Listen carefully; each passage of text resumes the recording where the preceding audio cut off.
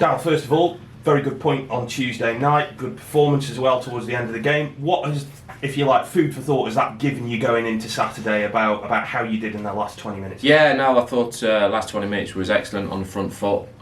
Obviously against a team that Barnes is a good team. Had a great result on the back end of beating Sheffield Wednesday 2-0. So to go there, we could have nicked it in the end. They could have nicked it in the end. So the pleasing aspect for me is that with a developing team, getting used to League One and the division, is that we've been in every game. You know, we played a couple of the top teams as well. We played Portsmouth, who was in that game. I know we got beat 1-0. Bolton, I think will be up there. I think Barnsley will be up there.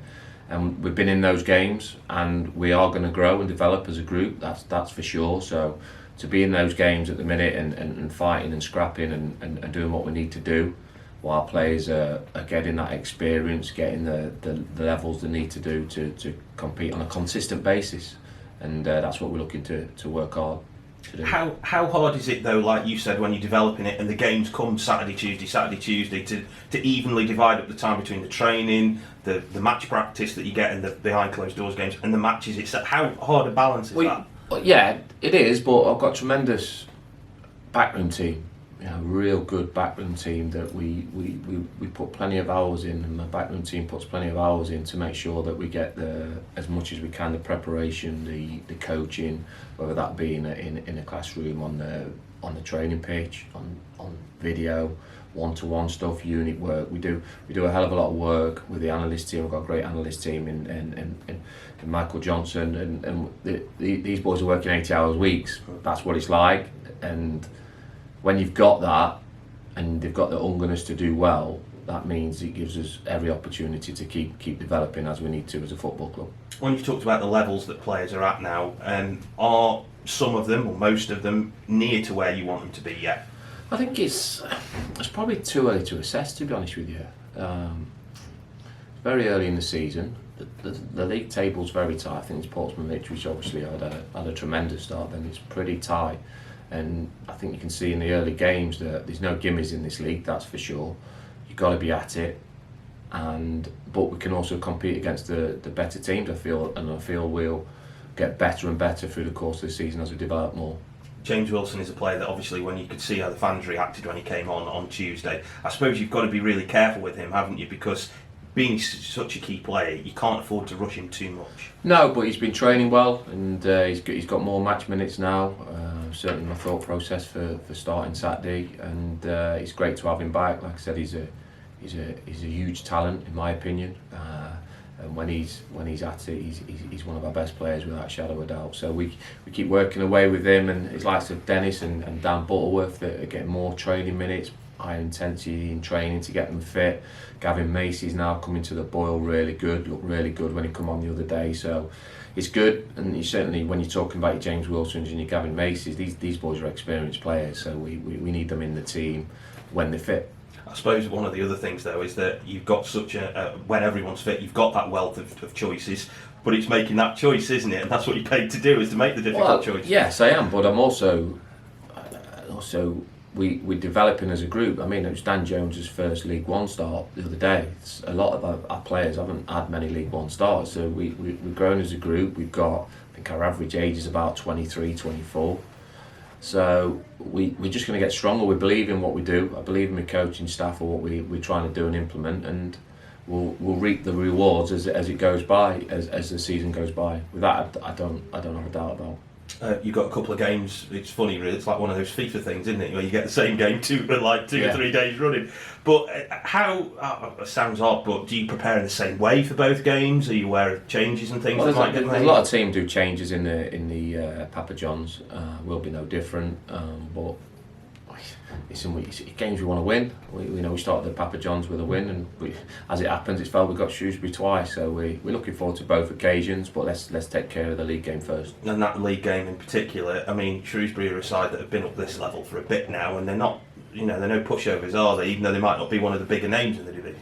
8 seasons in League One, and I think Paul Hurst didn't he got them in the playoffs one year in the final. So they've recruited Championship and top end League One players. So they're a team that's wanting to have a good go at it. So we expect a tough encounter, but like I said, there's no gimmies in League One, and we'll be ready and prepared as well as we can be. Cheers, thank you. They come off a back of a very good win against Exeter in many ways as well, Darrell. And Exeter are a team. Would you say Shrewsbury are a side that you epitomise in terms of what they are, a similar sized club and the balance that they've got? I don't really worry too much on what Shrewsbury are as a football club. We concentrate on our, obviously we look at the strengths and the weaknesses, but we focus on ourselves, to be honest with you. We don't want to be like any other football club. We want to be our own model, our own football club, our own way. You know, Carol's massive on that, I'm massive on that, so we don't look at other clubs as potential, don't really like looking at other clubs as potential role models. We just got to keep concentrating with our work, developing the group, developing the staff to make sure that we can try eventually to be successful at this level. Because they, as you've already alluded to, spent 8 seasons in this and got flirted with the top a couple of times, but they are possibly an established club. Would you agree with that, Darrell? Yeah, I think that says eight seasons in League One, and they've had the taste of the playoffs there, so no doubt the expectation level will be they want to be in amongst the top 6, top 10. Steve Cottrell, very experienced manager, been a very successful manager as well. So, like I said, and they've recruited Championship League One players, so they'll be. I won't be surprised if they're there or thereabouts. They're not quite one-dimensional, but they do hit the front fairly quickly, Darrell, and they've got some pace off the front as well, haven't they? Yeah. All teams have different strengths, different weaknesses, so we have to be making sure that we match those. And but we've got good players, we've got a good squad that I believe in, and we can hurt teams. You know, the confidence and morale in the camp's good. They know where we're heading as a group.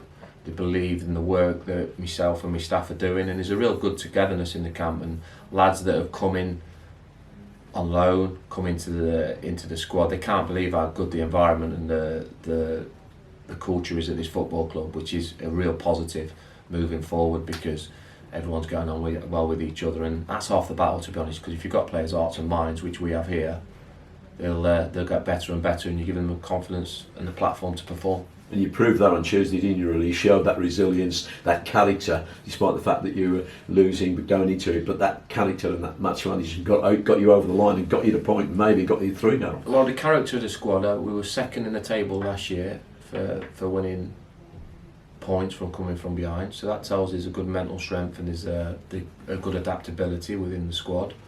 I think we're 5th in League One already for points from coming behind in games as well. So that puts us in good stead, and how that happens is that the lads are ready to come on.